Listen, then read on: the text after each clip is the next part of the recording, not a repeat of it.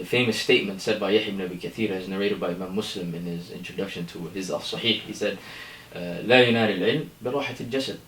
Right? You can't attain knowledge by chilling all day. So, you know what I'm saying? By sleeping. Right? So you need to be, you know what I'm saying? You need to be reading, you need to be studying, going around to different halaqat, going to shuyukh. You need to put in hard work. Or you can't just be chilling like you were here in the States or in Canada or in the UK or in the West in general. Right? So you got to put in hard work. That's why only the strong survive. You got to come in with the right mindset. You got to come in with with a motivation, high aspiration. You got to come with goals and a vision. What is your vision? A lot of people, they don't know why they're seeking knowledge. All right, your goal should be that you should become a scholar. Or at the very least, a da'iyah, caller to Islam. A lot of guys, I just want to remove the ignorance from myself. Just learn about the religion. Nah, that's not enough. That's not enough. You gotta aim high. Yeah. بإسلامي وإيماني أضاء الكون وزمن بإسلامي. السلام عليكم ورحمة الله وبركاته. الحمد لله مصليا على محمد وآله ومن تلا. Today, inshallah ta'ala, on this episode of the Brothers Club here on this channel, Deen Love, try to bring you guys some of the most essential content that is beneficial to all of our lives. Today, inshallah ta'ala, we have a very important topic. And our topic for today is seeking knowledge. Seeking knowledge. And alhamdulillah, we are in the month of Ramadan. What better time to get to know some of these strategies and techniques and knowing the importance of seeking knowledge than in the month of Ramadan. Start a new beginning right here, this year. Have it be part of your dua, inshallah ta'ala. And today, with this delivery, inshallah ta'ala, on seeking knowledge, we have two beautiful guests. On my right, Ustad Abdul Aziz, right here, who studied in Riyadh University, one of the biggest Islamic universities in Saudi, correct? And what is the exact name? Jami'atul Imam Muhammad ibn Saud. Jami'atul Imam Muhammad ibn Saud Al-Islamiyah. And on my right hand, Ustad Abdullahi, known famously as Ustad Abdullahi Bihi, family name, studied in the famous University of MEDNA. What's the exact name, Ustad? Islamic University, the Islamic University of Medina. The Islamic University of Medina, very popular, well known. Jami'atul Riyadh is now exploding. We actually have a lot of other brothers that accepted this year. Inshallah ta'ala, we'll leave some notes on keynotes for some of those both universities in the notes. You can check that out. Inshallah, I'll have some attachments there. But we'll begin today's talk, inshallah ta'ala, with Ustad Abdul Aziz and Ustad Abdullah. So our first question to the brothers. What is or how is the importance of seeking knowledge? How important is that? Shall we start with the... Go ahead. Start with the right side. No, come on, brother. Go Come ahead, on. Let's go ahead. Start with the right side. Come on, brother. Come on, brother. Start on the right side. Come on, brother. That's it. بسم الله والصلاة والسلام على رسول الله وعلى آله وصحبه ومن والاه. The importance of seeking knowledge is a very huge one, subhanallah, and this is something that Allah mentions to us throughout His Quran, the Kitab that He sent down to us, and the Sunnah of the Prophet ﷺ as well, is something that we can find in a lot of places, and it's something that is very relevant in our deen, and that is very and highly encouraged to every Muslim. Yeah. So I think for every Muslim, it's very inevitable for them to learn the deen. You can't, unfortunately, a lot of us have the blessing in being born into Islam, or we have the blessing of becoming Muslims, but even with that, we don't understand the importance of seeking understanding of this religion that we claim to, that we say we are part of. So it's a very huge thing that you are a person who is aware of what you are claiming, who is aware of what the religion you are practicing. It's very important that you have the right creed and you have the right understanding of how to perform the obligations, the things that are first and foremost obligatory to you before anyone else. SubhanAllah. That's why in hadith that's narrated from the Prophet ﷺ, that's mentioned in the book of Imam Ahmad, he says, طلب العلم فريضة على كل مسلم. He says, seeking knowledge and seeking understanding of the deen is something that's obligatory upon every Muslim. And in some narration, upon every Muslim and Muslimah. So this is something that every Muslim is highly encouraged for them to do. And you can't completely know about your religion unless you gain the proper and right understanding of it. Subhanallah. Jameel. Say Abdullah, how important and how much time should a person dedicate into studying the deen? How important is seeking knowledge? Well, as the brother mentioned, may Allah bless and preserve him, seeking knowledge is something that is really important, right, of our religion. I mean, it's the, after the obligatory actions, it's the number one, the best action that you can do, right, seeking knowledge of the religion. So everybody should dedicate some portion of his time to studying the religion, all right? Not everybody has to be a scholar, but every single person, as the brother mentioned in the hadith, the famous hadith, every single person must dedicate a portion of the time to this religion. And that is why the first verse that came down was Iqra. It has to do with knowledge, yeah? Why? Out of all the verses, Iqra was the first verse to come down. We are the nation and the ummah of what? Of knowledge and reading, right? Ummat Iqra, as they say, right?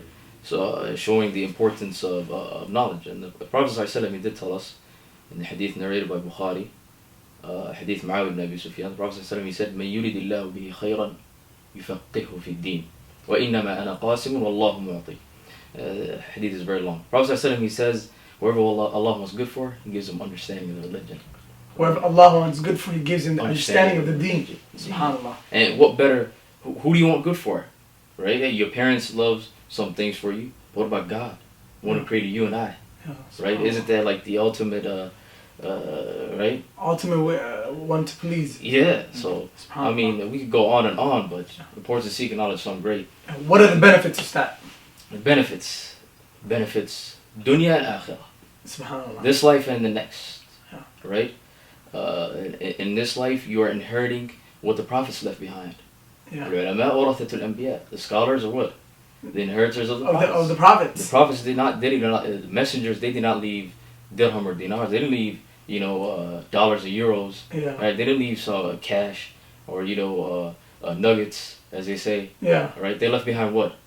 You're inheriting their knowledge. Right? So it benefited in dunya and obviously the akhirah, that's even greater. So yeah. SubhanAllah. Ustad, I remember I was with you last week and you mentioned a hadith on the one who seeks knowledge. Can you, if you remember the hadith, can you narrate the hadith for us? Wallah, it's the same hadith that the brother Sheikh Abdullah mentioned right now. It's a very long and lengthy hadith, but it's a hadith that really talks about the importance of seeking knowledge and how Allah, the Prophet ﷺ distinguishes for us the person who has knowledge compared to the one who doesn't have knowledge. He, in this long hadith, maybe our Shaykh can mention it to us, but is the ending part where he mentioned right now is that the prophets, they did not leave behind for us to inherit from them wealth, dinar or dirham. وَإِنَّمَا وَرَّثُوا الْعِلْمَ. But rather what they left behind is knowledge. فَمَنْ أَخَذَهُ أَخَذَ بِحَظٍ وَافِرٍ. So whomsoever takes this knowledge, whomsoever takes this inheritance from the prophets, from our Prophet ﷺ, whomsoever takes his sunnah, then they have certainly attained a high status and gained a huge luck.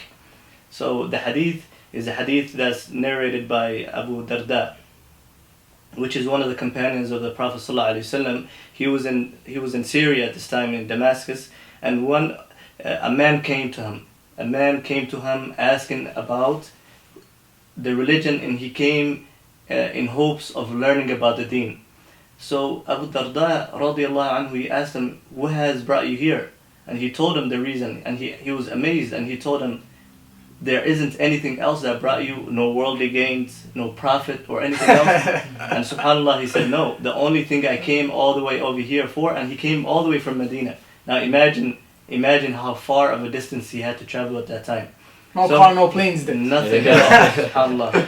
So he asked him, nothing else brought you? He said, No, wallahi, the only reason why I came here is to only gain understanding of the sunnah of the Prophet ﷺ and the deen. Then he narrated to him a famous hadith that he learned from the Prophet ﷺ. من سلك طريقا يطلب فيه علما سهل الله له طريقا من طرق الجنة. He says, whomsoever takes a path in which in this path he is seeking to gain understanding with it of the deen, and he's seeking to gain knowledge with it of the deen, then Allah makes it easy for him with that path he took to make it for him one of the paths that he is going to enter with it, Jannah. SubhanAllah. And he goes on, the Prophet ﷺ, and he says, وَإِنَّ الْمَلَائِكَةَ لَتَضَعُ أَجْنِحَتَهَا رِضًا لِطَالِبِ الْعِلْمِ. And the angels also put their wings down in a gesture of showing mercy to this student, to this person who is seeking understanding of the deen, as a gesture of showing mercy, and they put their wings down for that person. وَإِنَّ الْعَالِمَ لَيَسْتَغْفِرُ لَهُ مَنْ فِي السَّمَاوَاتِ وَمَنْ فِي الْأَرْضِ. And the person who's a scholar in the deen, the person who has gained understanding of the deen, everything in the heavens and the earth asks forgiveness for him, asks Allah forgiveness for him. وَالْحِيتَانُ فِي جَوْفِ الْمَاءِ. And even the whales and the creatures in the sea ask Allah for forgiveness for him. SubhanAllah.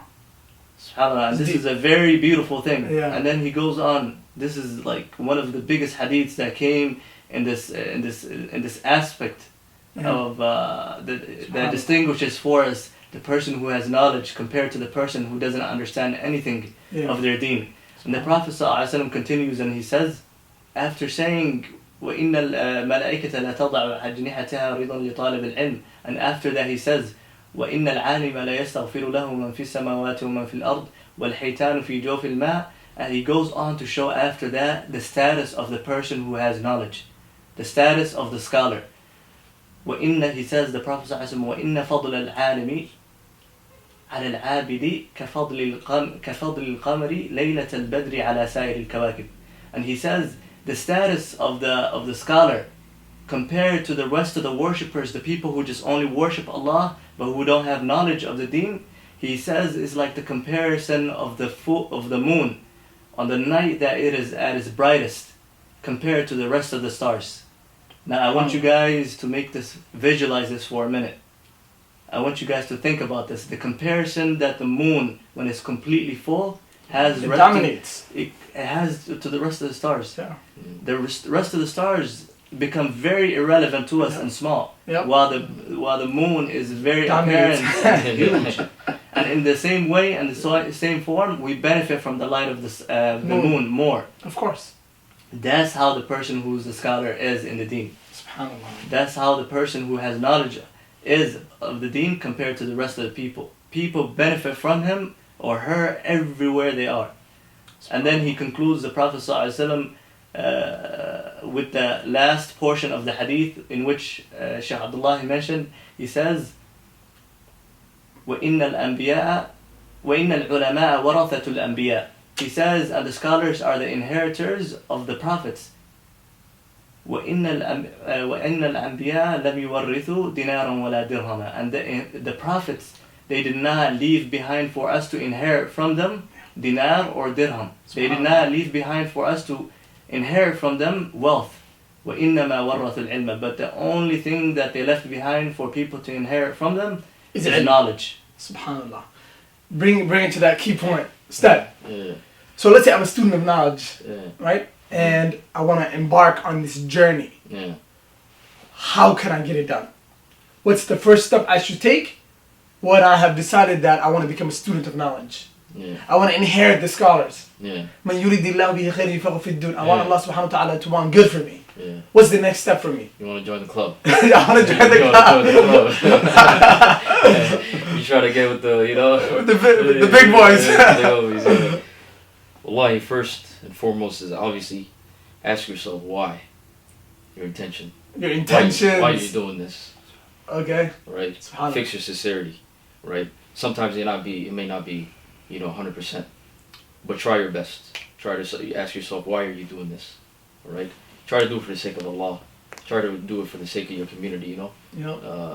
That's the first thing you need to do. Second thing is you actually got to go find a teacher. Second thing, you need a teacher. You need What a about, teacher. we'll get to it later, but online learning, let's keep that in mind. You need a physical teacher. You need a physical teacher. I mean, if you can't find one, then you can go virtually. Yeah. But first, you need a physical, one-on-one, face-to-face teacher. Okay. All right, that's the first thing you need to You find. need a sheikh. You need a sheikh. All right, and we talked about this last time. You know, this is something that a lot of youth and a lot of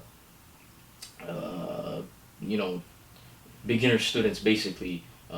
Rookie mistakes. Not a rookie mistake. You see some guys in this seeking knowledge for 5-6 years, you know, studying themselves, right? Oh. It's a problem, right? You have to have a sheikh. You have to have a teacher. So what's you wrong have with to study somebody? Ustad, what's wrong by studying yourself? What's wrong with that? You have a lot of mistakes. You're not gonna understand the Deen properly. Yeah. It's not easy. That's not the format of the Deen, huh? That's not how it works.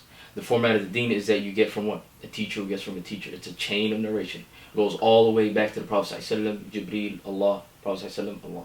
It's a whole chain. Alright? You can't just come and just say, okay, I'm gonna directly straight take from books. You can't do that. That's not how it works. You know, you gotta follow, you know what I'm saying? You gotta follow what everybody else follows. So step Right. number 1, sincere intentions. Step number 2, get a teacher. Getting a teacher, finding a teacher, whether it's a sheikh, a scholar, Yeah. high qualified student of knowledge, whatever it may be, finding a teacher, somebody you can study under. SubhanAllah. Third thing is obviously you have to work on yourself, Yeah. right? You can't just depend on the teacher. Give Personal you responsibility, right? Yeah, the teacher can't feed you everything. So Yeah. you gotta start reading. You gotta start memorizing. Inshallah, we'll get to that later in the Yeah. program. Yeah. You gotta read. You gotta memorize. You gotta review. You gotta do a lot of things on your own. But in general, that's three Those steps. are Those three main steps. Three main Okay. steps. Yeah. I used to hear a statement called al-ilmu bayna talami. Alright? Knowledge is between the students. Should, in the modern world, in this time, do we recommend Ustad Abdul Aziz somebody to study by themselves or in a small group or a big group? Which one is more beneficial? You definitely have to study in a group. It's one of the things that helps students a lot because they'll study between themselves and revise and memorize and ask questions. Yeah. And it's a good way for keeping information inside and preparing, to install all the information It helps. that you're learning inside. But regardless whether you're studying with others or not, what our brother Abdullah said is that the importance of having a teacher is something that is essential. Is very essential and is inevitable. Can't be avoided. It cannot be avoided because the person who learns by themselves, they learn on their own. They oftentimes fall into things that are not appropriate or that is not the correct teachings of Islam. Correct understanding, yeah. Yes. So this is one of the biggest problems that learning from places like social media, internet, Google, YouTube. These are the issues that this kind of style of learning has because you might be sitting in front of a screen for 2 hours listening to a lecture, and you might be so motivated and so inspired and be mind blown about all this information. But subhanallah, at the end of that clip, you might notice that all this information is something that is not actually true. Yeah. It might be that all this information you've been listening to this whole time could be from somebody who is not even the same belief as you.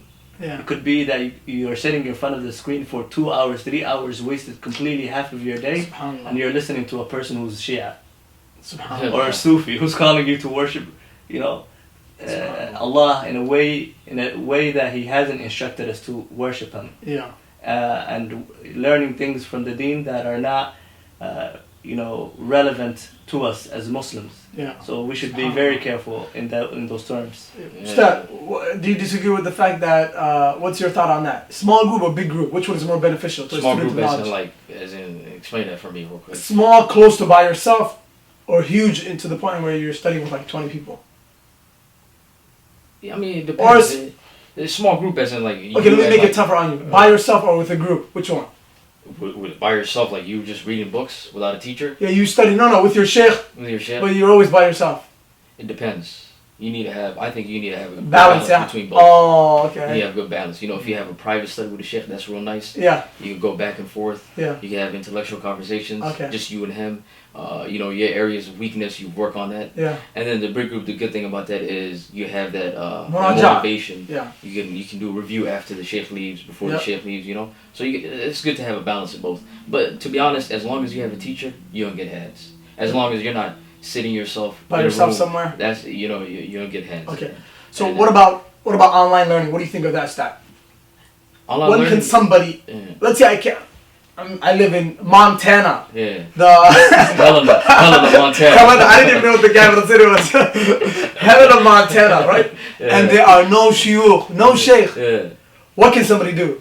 Definitely, online is a resource. Yeah. It's like books, resources. Yeah. If you can't find a sheikh, then obviously it's a great way to learn, and it's something that's great. Something there- that's great. But it's you don't resort to it Yeah. unless you don't have a teacher. You see what I'm trying to say? Of course. Yeah. It's not First the first option. thing. It's not your first option. It's your second option. Yeah. But it's definitely resourceful. You know, if you have a teacher, you can do it on the side, right?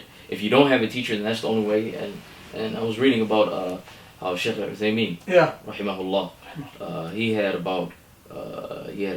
lot of students in Russia, and they listened to 5,000 of his audios, and they ended up coming for Hajj. It was a whole story. Wallahi. They listened to his audios, and That's how they they- told the Sheikh during Hajj, we are all of your students. Subhanallah. SubhanAllah. So I mean, definitely it's resourceful. Take advantage of it, you know, benefit from it, Yeah. but it's not your first option. All right. Curriculum.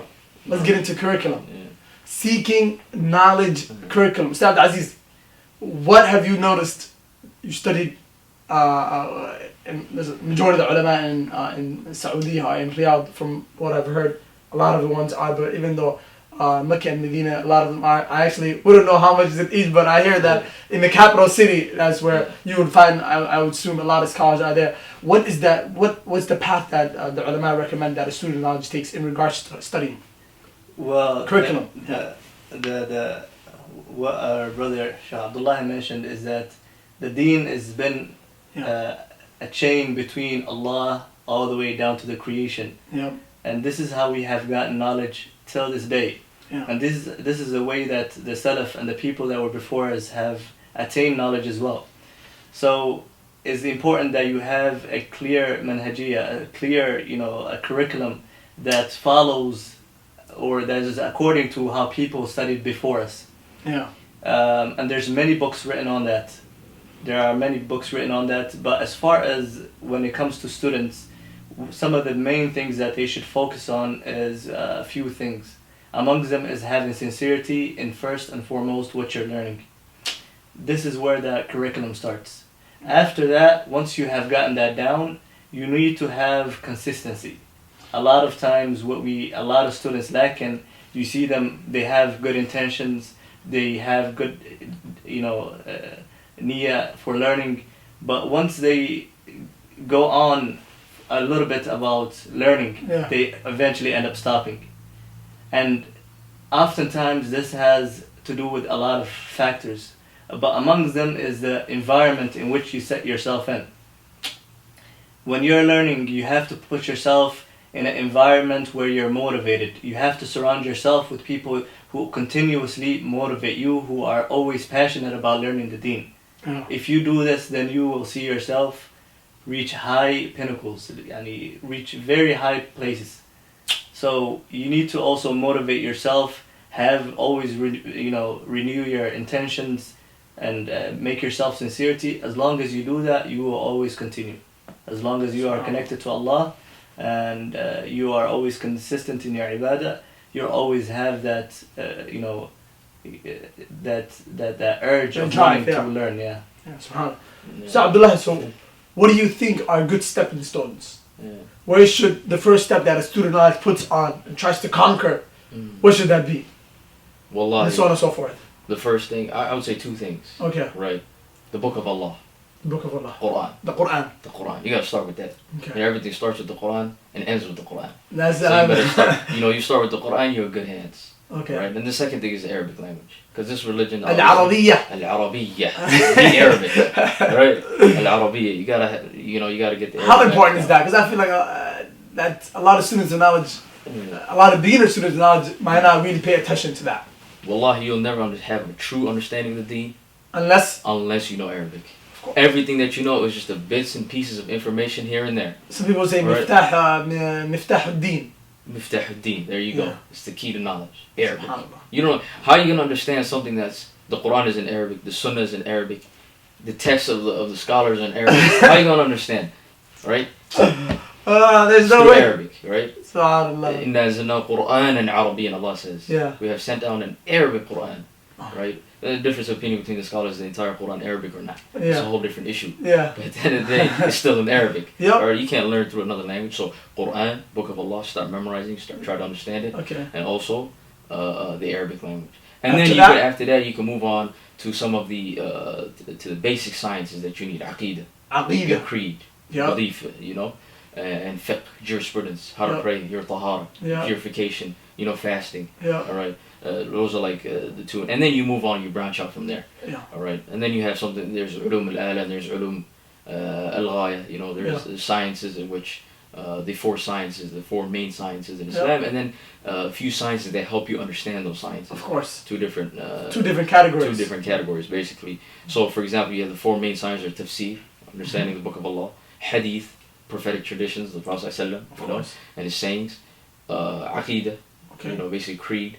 And fiqh, jurisprudence. So tafsir, hadith, fiqh, and aqidah. Aqidah. Those are the four main things. But to understand these four, you need to have something of tools, basically. The ulum al-ala, the usul al-fiqh, legal theory. Okay, usul al-fiqh. Al-nahu, which is basically Arabic grammar. Yeah. Al-sarf, Arabic morphology, right? Yeah. You have mustalah al-hadith, terms of hadith, terminology of hadith. You have, qawa'id al-fiqh, for example. You have the principles and the legal maxims of fiqh, jurisprudence. You have sciences like those that help you understand that. The prerequisites, huh? Prerequisites in a sense, you could say that. Yeah. You could say that. Yeah. But so that's basically what you need. That's a good stepping stone. Yeah, that's a good stepping stone. You start with Quran, Arabic, and then you branch out. Okay. Which brings us to our next question. Yeah. So now I know what I need to do. Yeah. I made my intentions. Yeah. I know the path that I'm taking. Yeah. Ustad Aziz, we live in the West. Where would you say, where can a student of knowledge start? What's the best location for ilm that you can say that, it doesn't have to be a place, but I'm just saying, or a mindset, but I'm just saying like, where can a student of knowledge start?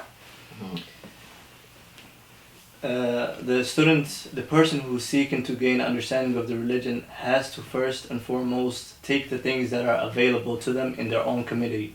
In their own community. Good point. That's something that's very important to do, because the person who tries to go beyond that and doesn't realize what they have in their own communities first, they never take advantage from other places. Yeah. So it's very important that the person first utilizes what they have in their own community and look for teachers and people who can teach this knowledge that they're looking for.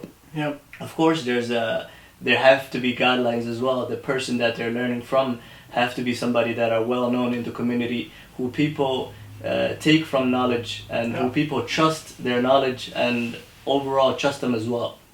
So you can't just go to a person who you don't have, who might just say a few things and all of a sudden might seem like they're somebody who's knowledgeable. So after the first technique, Ustad, that one should benefit from his own community, beyond that, what do you think is another thing that he should look at?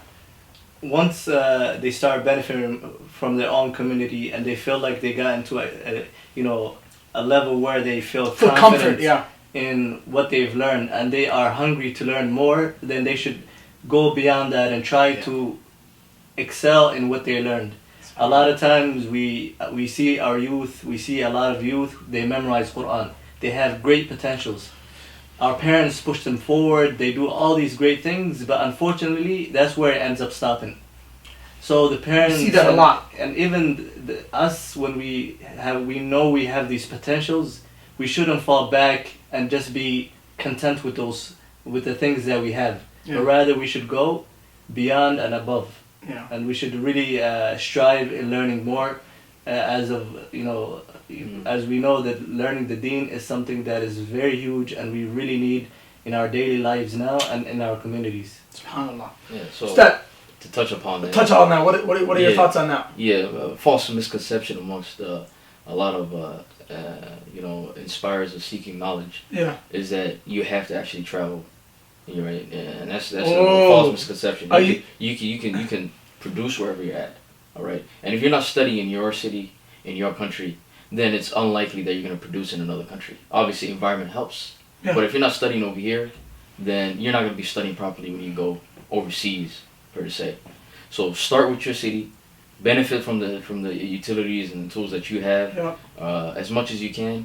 Then, if Allah gives you the opportunity to seek, then you should go.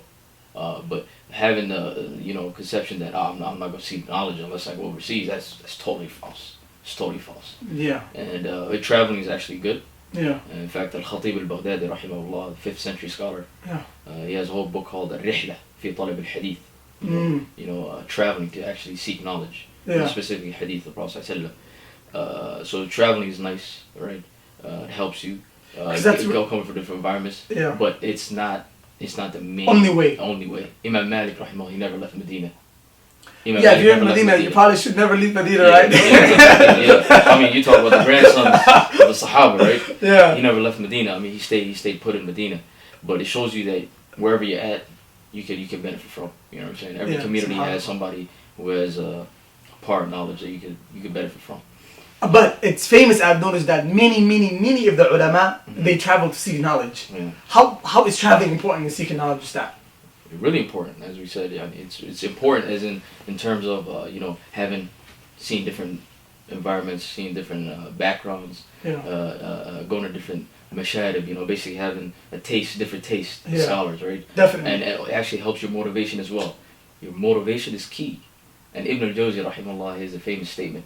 Real nice statement, man. This is like, subhanallah. He says, "Al-ilm wal-amalu taw'aman ummuhuma 'ulu al-himma." He says that knowledge and actions, basically good actions, actions of worship, basically, are twins. Their mother is having high aspirations, right? So when you travel, your aspirations change. When you travel, you're a different person. Of course. You have new him. You grow every day. You know what I'm saying? Motivation changes. So when you're traveling, that kind of helps you out. SubhanAllah. Keeps your motor The up. Sunnah of the ulama, I've noticed that they always travel somehow. They always travel. A lot of them travel. I mean, not all of them travel, but a lot of them, they actually do travel. They travel to many different countries as well. In order to become ulama. It definitely helps. Yeah. It definitely helps, but it's not the only way. It's not the only way. It's not the only way.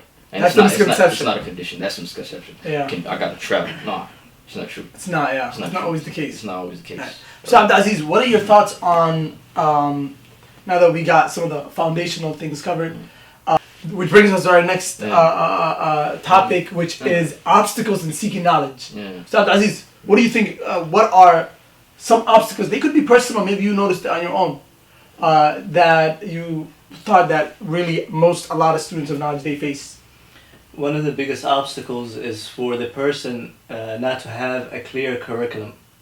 Okay. Once they are kind of all over and they don't know where to start, how to go about learning, they oftentimes face many difficulties and they eventually get tired and give up. So it's very important that they consult with a person who is suitable in advising them.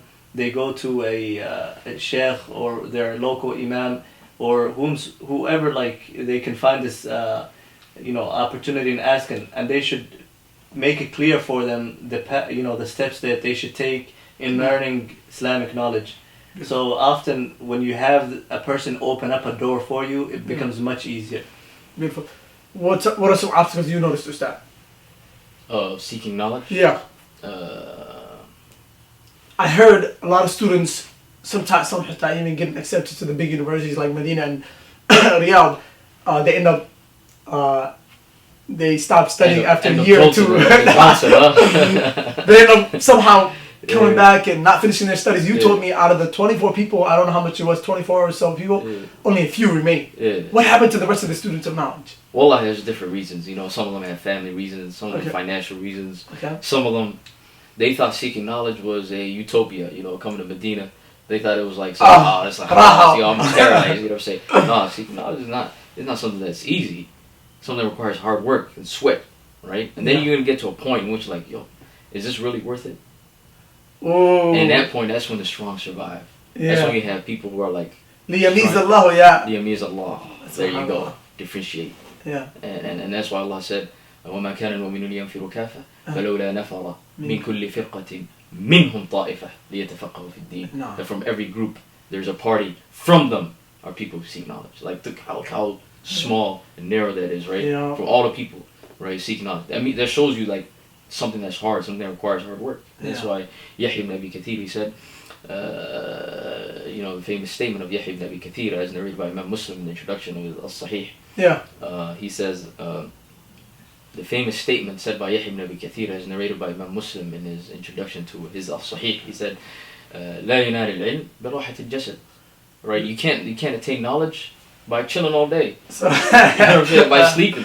Right? So you need to be, you know what I'm saying? You need to be reading, you need to be studying, going around to different halaqat, going to shuyukh. You need to put in hard work. Or you can't just be chilling like you were here in the States or in Canada or in the UK or in the West in general. Right? So you got to put in hard work. That's why only the strong survive. You got to come in with the right mindset. You got to come in with with a motivation, high aspiration. You got to come with goals and a vision. What is your vision? A lot of people, they don't know why they're seeking knowledge. All right, your goal should be that you should become a scholar. Or at the very least, a da'iyah, caller to Islam. A lot of guys, I just want to remove the ignorance from myself. You know, just learn about the religion. No, that's not enough. That's not enough. You gotta aim high. Yeah. Right. So at least if you aim high, right, you get somewhere, right. Yeah. Yeah. But if you aim low, or if you have no aim at all, subhanallah, where you gonna get? Yeah, if you aim for nowhere, you end up nowhere. You end up nowhere. There you go. SubhanAllah. So there are a lot of obstacles, you know, but I think having the right mindset, having a vision, what about is important. The topic of friends in seeking knowledge? Friends and seeking How knowledge. much do the people you surround yourself with, how much does that affect you? Big time. And the Prophet ﷺ did tell us. Yeah. Hadith narrated by Abu Dawud and Tirmidhi. Yeah. The Prophet ﷺ, he said, "Al-mar'u ala dini khalili, falyanzur ahadukum man yukhalil." Hadith.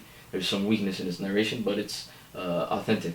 The Prophet ﷺ, he said that a person is upon the religion of his friend. Like so far that he'll change his religion. Right? Forget about seeking knowledge. He'll change his religion because of his friend. SubhanAllah. They say if you want to know about a person, look at his friends. Look at top 5 people that hang around with them. You know about that person. Right? So see, obviously if you hang around with a bunch of people who have no goals, no vision, or that's gonna have an effect to you. But if you hang around with people that are serious, studious, people are serious, what's gonna happen? Right? You're gonna end up like them. Yeah. So surrounding yourself, and it's better, as they say, الجليس الصالح خير من الوحدة والوحدة خير من جليس السوء. Sticking to yourself is better than what? Having bad company. Alright, if you can't find good company, then at least stick to yourself. بإسلامي وإيماني أضاء الكون وزمن بإسلامي وإيماني أضاء الكون وزمن